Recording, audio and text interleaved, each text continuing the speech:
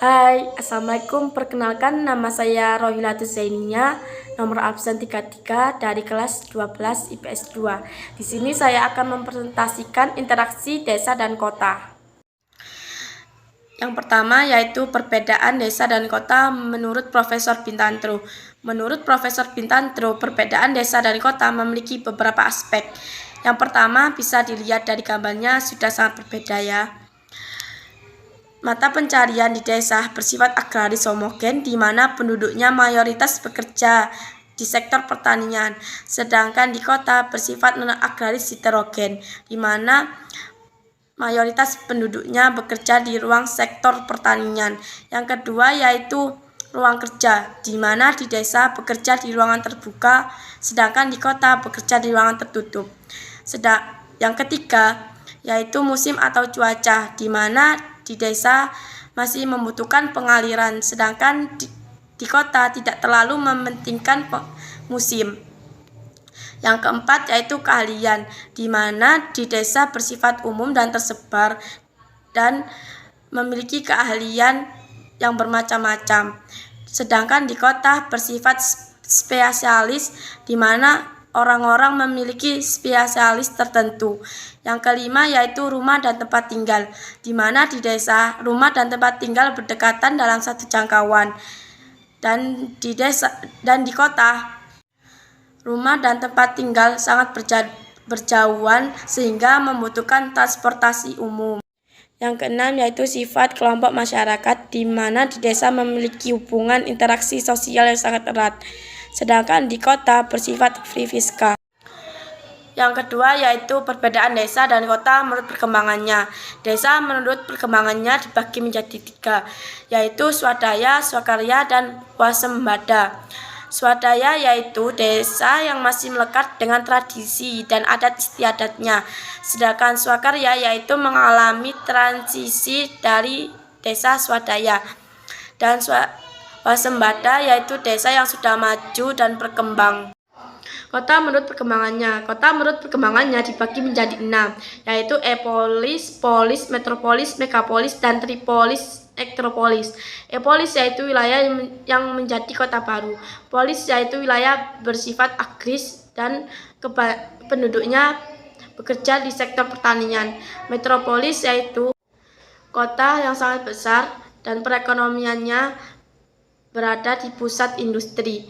Megapolis yaitu wilayah yang berdekatan dengan metropolis dan membentuk jalur perkotaan yang sangat besar. Triopolis yaitu kota yang mengalami sorotan atau kerawanan sosial yang sangat susah diatur. Nektropolis yaitu kota yang mengalami kemunduran atau menjadi kota mati seperti California. Yang ketiga yaitu pola keruangan desa dan kota. Yang pertama yaitu carilah gambar pola keruangan desa menurut Jalsoli. Yang kedua yaitu carilah gambar pola keruangan menurut Prof. Bintantro. Yang ketiga yaitu carilah gambar pola keruangan atau struktur kota. Yang keempat, carilah gambar dan bentuk-bentuk kota. Pola penyebaran desa menurut Jalsoli ada 4. 1. Desa linier. 2. Desa mengikuti garis pantai. Yang ketiga, desa mengenai fasilitas tertentu. Yang keempat, desa terpusat. Artinya desa linier yaitu bentuk desa yang mengikuti alur jalan raya atau sungai. Yang kedua, bentuk desa mengelilingi garis pantai, yaitu sebuah pemukiman yang berada di garis pantai.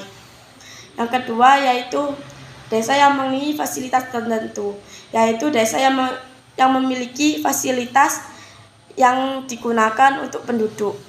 Yang keempat yaitu desa terpusat, yaitu bentuk desa yang banyak ditemukan di lereng gunung.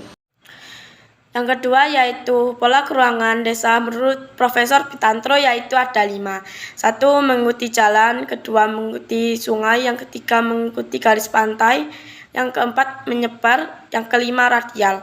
Yang pertama yaitu mengikuti jalan, yaitu susunan daerah yang mengikuti jalur jalanan.